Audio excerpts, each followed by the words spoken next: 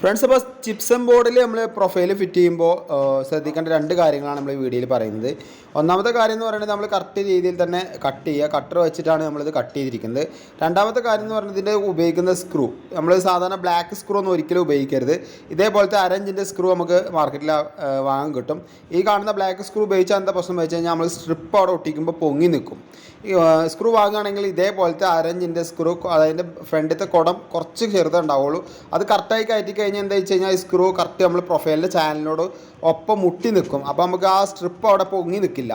അങ്ങനെ പൊങ്ങി നിൽക്കുമ്പോൾ എന്താ പ്രശ്നം വെച്ച് കഴിഞ്ഞാൽ നമ്മൾ അടിയിൽ നിന്ന് ലൈറ്റ് ഇടുന്ന സമയത്ത് അവിടെ മാത്രം ചെറുതായിട്ടൊന്ന് വെളിച്ചം കൂടി നിൽക്കുന്ന പോലെ നമുക്ക് ഫീൽ ചെയ്യും. അതില്ലായിരിക്കാൻ വേണ്ടിയിട്ടാണ് നമ്മൾ ഇങ്ങനെ ചെയ്തിരിക്കുന്നത് കേട്ടോ. അപ്പോൾ ഇവിടെ ബെഡ്റൂമിൽ 2 ബെഡ്റൂമാണ് വരുന്നത്.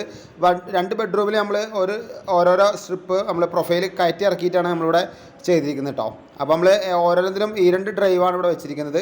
അപ്പോൾ ഈ വീഡിയോ ഇഷ്ടപ്പെടുകയാണെങ്കിൽ മറക്കാതെ ലൈക്ക് ചെയ്യുക, ബാക്കിയുള്ളവർക്ക് അധികം ഷെയർ ചെയ്യാം.